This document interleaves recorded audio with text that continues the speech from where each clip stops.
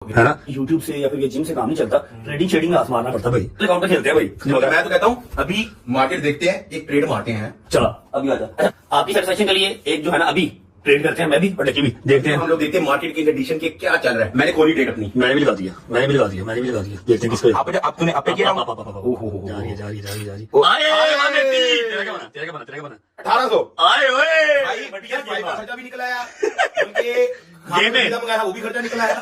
ठीक है, वही ऐसे होते हैं, गाड़ी में पेट्रोल डलवाने के खर्चे भी निकल आए। आए, सुकून हो गया नहीं हो गया? हो गया भाई। आप भी बायनोमो से ट्रेडिंग कर सकते हैं और साइड इनकम अच्छी खासी जनरेट कर सकते हैं। अच्छा, वीडियो कंटिन्यू करने से पहले तुम लोग को बता दूं अबाउट बायनोमो, जिसको आप डिस्क्रिप्शन और पिन कमेंट से डाउनलोड करके अपने आप को रजिस्टर करके ट्रेडिंग स्टार्ट कर सकते हो। बेशरम आदमी, तुम्हारे बाप का पैसा है। लेकिन यार ये जो एप्लीकेशन डिजाइन की गई है ये टोटली मतलब एक जुआ है।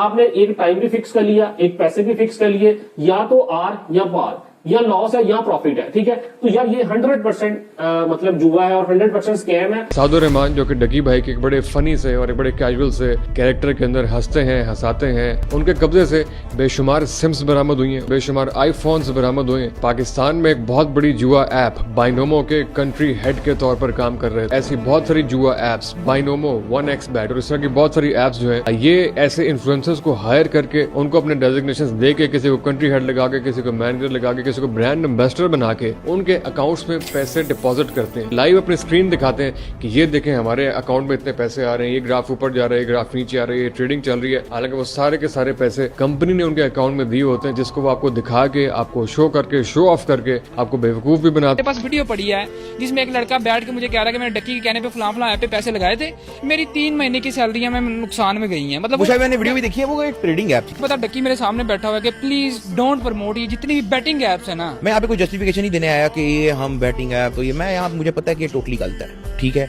अन इस्लामिक और मेरे ख्याल से पाकिस्तान में लीगल भी नहीं है। सही है, मैं दोनों हवाले से अगर मैं कहूँ तो we are in the wrong side. मैंने आप ऐसा समझो कि 2024 मैंने पूरा नहीं किया एंड आई नो कि इट्स रॉन्ग, और उससे पहले जो मैंने किया है I apologise for that and it will not happen from my side again. Pakistan के मशहूर फैमिली व्लॉगर डक्की भाई को national cyber crime investigation agency ने लाहौर एयरपोर्ट से उस वक्त गिरफ्तार कर लिया जब वो अपनी बीवी के हमरा मलेशिया के टूर के लिए जा रहा था, और इसका नाम प्रोवेंशनल नेशनल आइडेंटिफिकेशन लिस्ट के अंदर था, यानी PNLI, जिसकी वजह से वो मुल्क छोड़कर नहीं जा सकता था। और इस गिरफ्तारी की वजह ये बताई जा रही है कि वो ऑनलाइन जुए की ऐप्स की प्रमोशन और फ्रॉड जैसे साइबर क्राइम के अंदर मुलविस था। ऐप्स जैसा कि बायनोमो, 1xbet, Bet365, BN9 गेम्स वगैरह। यूट्यूबर साद उर्फ डकी भाई का गैम्बलिंग ऐप के कंट्री हेड होने का इंकशाफ हुआ है। डकी भाई ने तशहीर के लिए गैम्बलिंग ऐप से करोड़ों रुपए वसूल किए। FIA के मुताबिक यूट्यूबर साद उर्फ डकी भाई जुए की 12 ऐप्स की तशहीर में मुलव्वस है। NCCI ने कहा कि डकी भाई को इन प्रमोशंस के बदले हर एक प्रमोशन का 10 से 20 हज़ार डॉलर अदा किया जाता था और कमीशन अलग से था। अदालत में पेशी के बाद सबसे पहले इसको 2 रोज़ा जिस्मानी रिमांड पर NCCIA के हवाले किया गया और इतलात के मुताबिक तशद्दुद भी किया गया, और बाद में अदालत ने मजीद तफ्तीश के लिए इनका रिमांड 4 दिन तक बढ़ा दिया।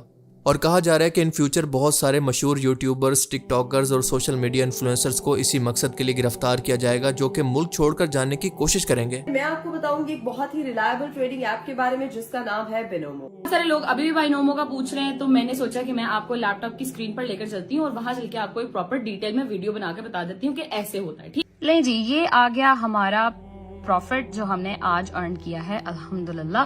बिनोमो ऐप के बारे में जिससे आप साइड इनकम अर्न कर सकते हैं। इसमें आपको ग्राफ को देखकर फोरकास्ट करना होता है कि ग्राफ ऊपर जाएगा या नीचे। और दूसरी बात यह है कि मीडिया पर जो कुछ दिखाया जा रहा है वो सिर्फ एक तरफा हकीकत है, क्योंकि हकीकत इससे कहीं बढ़कर है। बहुत सारे ऐसे सवाल हैं जिनका जवाब जानना आपके लिए इंतहाई ज़रूरी है। तो चलिए शुरू करते हैं। लेकिन इससे पहले आप ये जान लें कि यह हकीकत है कि हम साउथ एशिया के लोगों की बदकिस्मती ये है कि यहाँ पर लोगों के पास इनकम का जरिया सिर्फ सोशल मीडिया की इनकम ही होता है, जबकि अगर आप वेस्टर्न मुल्कों के अंदर देखें तो वहाँ पर बिजनेसेस और सोशल मीडिया प्रमोशन का ट्रेंड पाकिस्तान इंडिया की निस्बत काफ़ी ज़्यादा है। और यही वजह है कि वहाँ के यूट्यूबर्स पाकिस्तान इंडिया की निस्बत तकरीबन कई सौ गुना ज़्यादा प्रमोशन से ही पैसा कमा लेते हैं। पर पाकिस्तान इंडिया जैसे मुल्कों के अंदर ये कंपनी सिर्फ टेक यूट्यूबर्स को ही प्रमोशन के लिए और स्पॉन्सरशिप के लिए पैसा पे करती हैं, जबकि जनरल कैटेगरीज के चैनल्स के पास सिर्फ इन्हीं फ्रॉड ऐप्स का ऑप्शन ही बाकी रह जाता है, जो कि हकीकत है जिसको मानना पड़ेगा। आपको और किसी की क्या मिसाल दूं, बजाते खुद मुझे हर महीने लाखों रुपए की ऑफर आ चुकी है कि कभी जुए, कभी डेटिंग ऐप्स और कभी वल्गर किस्म की गेम्स को प्रमोट करना होता है। लेकिन पिछले 7 सालों से मैंने अपनी ऑडियंस से जो वादा किया था कि उनके साथ कभी झूठ नहीं बोलूंगा, अल्लाह ताला ने मुझे इस पर कायम रहने की तौफीक दी है। मैंने कभी भी इन पैसों की खातिर अपने ज़मीर का सौदा नहीं किया और आप सब पुराने देखने वाले इस बात के गवाह हैं कि मैंने कभी भी प्रमोशंस नहीं की। और इसकी वजह बिल्कुल सिंपल है कि हमें जो प्रमोशंस ऑफर होती हैं वो इसी तरह की होती हैं, और पैसा वो भी लाखों रुपए की सूरत में आता हुआ किसको बुरा लगता है। पर इंसान का ज़मीर और खौफ खुदा भी कोई चीज़ होती है। आप लोगों को ये बात समझने की ज़रूरत है कि ये पैसा आपको वक्ती तौर पर फ़ायदा तो दे सकता है, लेकिन हराम माल जब निकलने पर आता है तो पीछे कुछ भी नहीं छोड़ता। चाहे आपकी जमा पूंजी हो, आपकी इज्जत हो, आपका बनाया हुआ कोई बिजनेस एम्पायर, कुछ भी हो। और ये बात बताने का मकसद आपको मोटिवेट करना है, कोई खुद की तारीफ़ें करना नहीं है, क्योंकि इसका अजर मुझे अल्लाह ताला ने देना है, आप लोग इसका कोई अजर नहीं दे सकते। मैंने बजाते खुद इस तरह के बड़े बड़े यूट्यूबर्स को जिनकी फॉलोइंग लाखों और मिलियंस के अंदर है, इनको इस तरह की बैटिंग ऐप्स को प्रमोट करते हुए देखा तो मुझे बहुत ही दुख हुआ, क्योंकि इन्हीं लोगों को देखकर न जाने कितने छोटे बच्चे और टीनेजर इनके जैसा फेक लाइफस्टाइल अपनाने के चक्कर के अंदर इनसे मुतासिर होकर अपने माँ बाप की हलाल कमाई को लुटा चुके हैं। अपनी पढ़ाई को छोड़कर इन्हीं की तरह मटेरियलिस्टिक या फिर फेक लाइफस्टाइल को अपनाकर फैमिली व्लॉगर बनना चाहते हैं, क्योंकि इनकी नज़र के अंदर यही कामयाबी है। और इन बच्चों के दिमाग के अंदर ये जहर घोलने वाले और कोई नहीं बल्कि यही फैमिली व्लॉगर्स हैं। अब आते हैं असल मुद्दे की तरफ कि दरअसल हो क्या रहा है। आप सभी लोग जानते हैं कि मैं डकी भाई और रजब भट्ट और सिस्टरोलॉजी जैसे व्लॉगर्स पर पहले भी एक डेडिकेटेड वीडियो बना चुका हूं, जिसके अंदर मैंने आपको बताया था कि ये कैसे आप लोगों को धोखा देकर बैटिंग ऐप से लाखों नहीं, हर माह बल्कि करोड़ों रुपए कमाते हैं। और वो इस तरह से कि जब भी आप इनके दिए गए लिंक पर क्लिक करके ज्वाइन करते हैं तो हर एक ज्वाइन पर इनको अलग कमीशन मिलता है और हर एक डिपॉजिट पर अलग से कमीशन मिलता है। और इसके अलावा इस ऐप को प्रमोट करने के लिए हर महीने इनको 50 लाख से लेकर 1 करोड़ रुपए तक मिलता है। अब इसका मतलब ये है कि ये आप लोगों को बेचकर अपना ये फेक लाइफस्टाइल मेंटेन करते हैं। और इसीलिए आप देखते होंगे कि जब भी ये इन बैटिंग ऐप्स को या फिर जिनको ये ट्रेडिंग ऐप कहते हैं, जो कि जुए की नई किस्म है, इनको प्रमोट करते हैं तो खास तौर पर अपने व्लॉग के एक खास किस्म के पार्ट के अंदर जहां पर ये शो ऑफ कर रहे हो, इंतहाई चालाकी के साथ सैरोगेट मार्केटिंग करते हैं। सैरोगेट मार्केटिंग का मतलब है कि इंतहाई चालाकी के साथ सोच समझकर आपको किसी चीज की प्रमोशन करना और आपको इसका एहसास तक ना हो कि हम लोगों ने इसको भी आगे फोल्ड कर देना है, फिर तुम लोग स्पेस देखना पीछे कि हमारे पास कितनी निकलती है।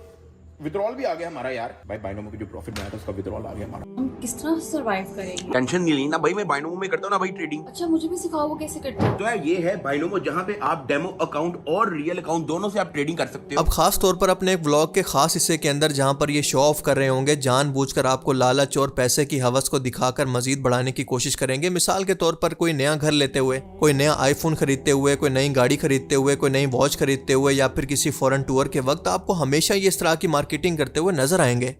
और आपको एक मजे की बात बताऊं कि ये सिर्फ इस ऐप की प्रमोशंस के लिए एक अलग से व्लॉग भी बना देते हैं, जिसके अंदर ये जानबूझकर शो ऑफ कर रहे हो। मिसाल के तौर पर कि मैंने नई गाड़ी ली है तो दरअसल इसी ऐप के अंदर इन्वेस्ट करके लिया। मैंने लाखों रुपए के जानवर लिए हैं, फॉरेन ट्रिप कर रहा हूं तो लाखों रुपए अपनी इस ऐप के अंदर इन्वेस्ट करके मैंने इससे करोड़ों अरबों रुपए कमाए हैं, वगैरह वगैरह।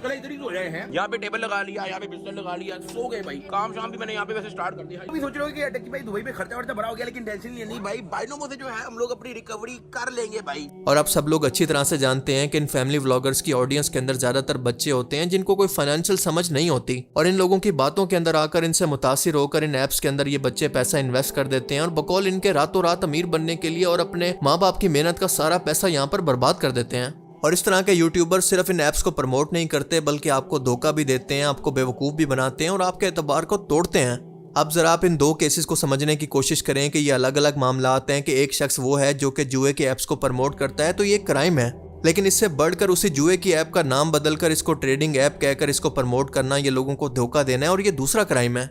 और आपको मजे की बात बताऊं कि डकी भाई को फ्रॉड और मिसलीडिंग यानी धोखा देने के इल्जाम के अंदर गिरफ्तार किया गया है। जुए की ऐप्स की प्रमोशन भी एक वजह है, लेकिन इस केस के अंदर आप जानते हैं कि नॉर्मली पैसे देकर मामला रफा दफा हो जाता है, लेकिन असल केस है धोखा देने का।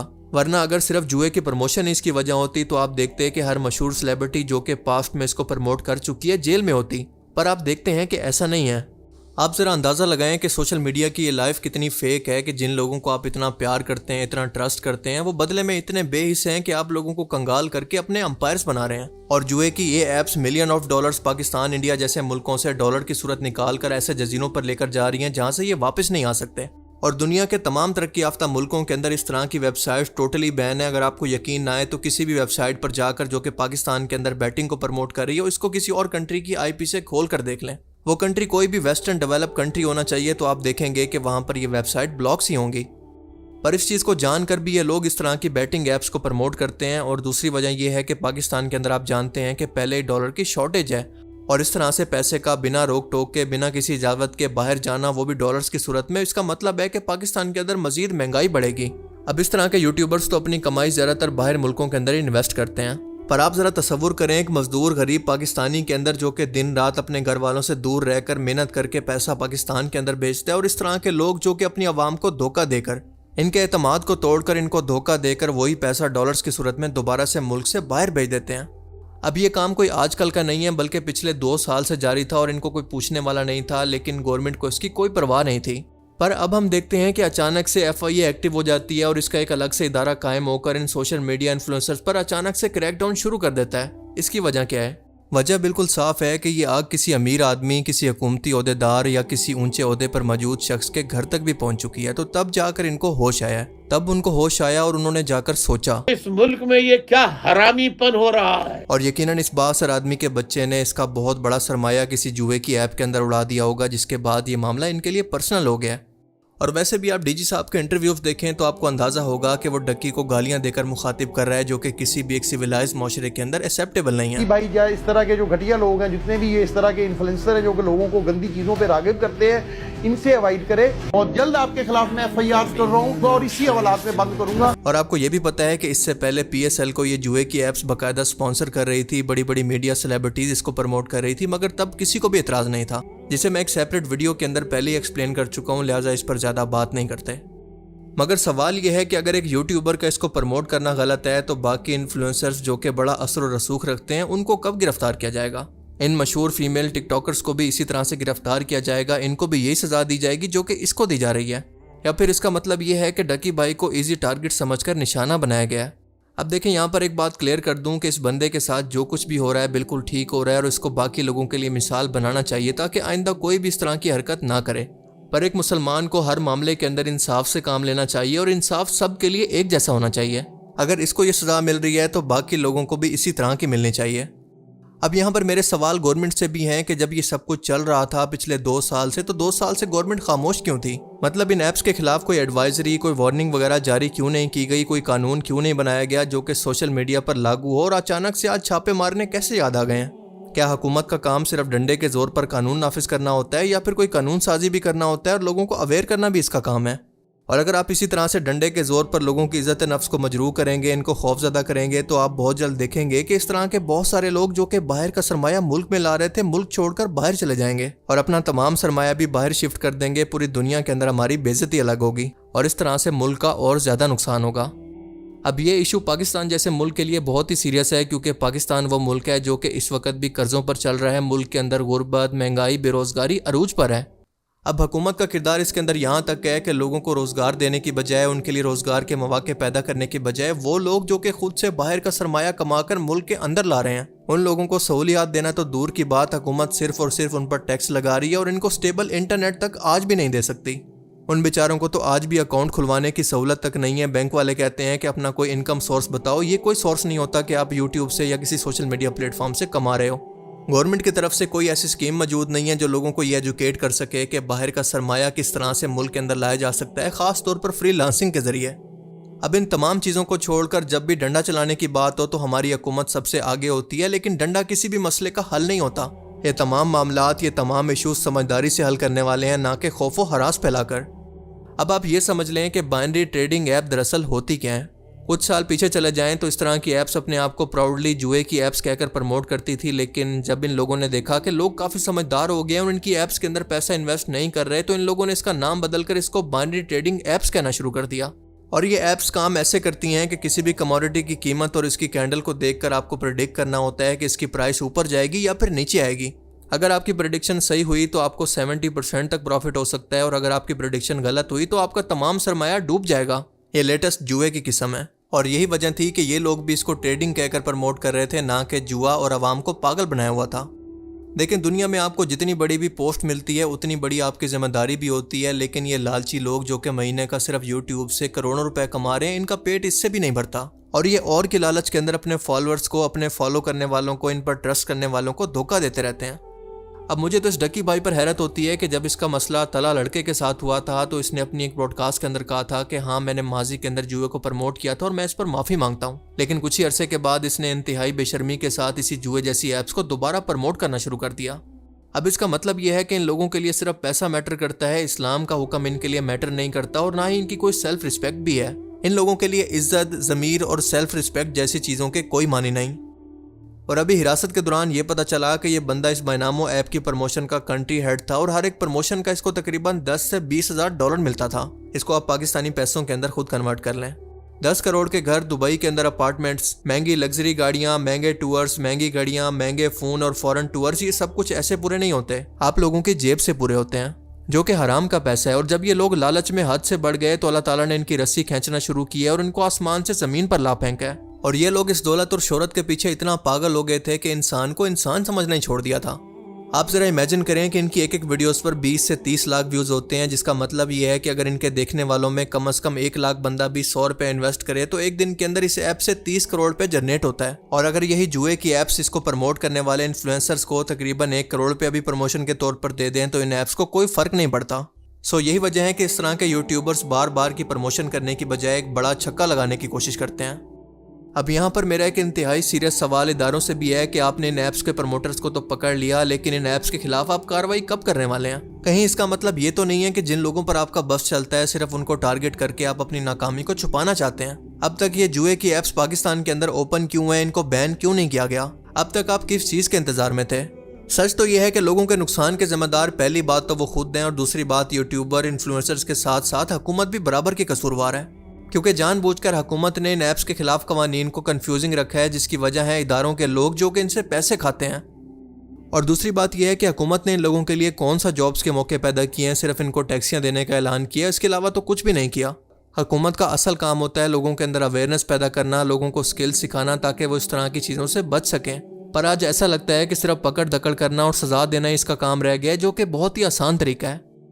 सो कंक्लूजन ये है कि डकी के साथ जो कुछ भी हुआ सही है, लेकिन हुकूमत का काम भी लोगों के लिए कानून साजी करना है, लोगों को सही गलत की अवेयरनेस देना है, ना कि सिर्फ इनकी पकड़ दकड़ करना और इनके अंदर खौफ व हरास फैलाना, क्योंकि इस तरह से कभी भी आप लोगों को कायल नहीं कर सकते।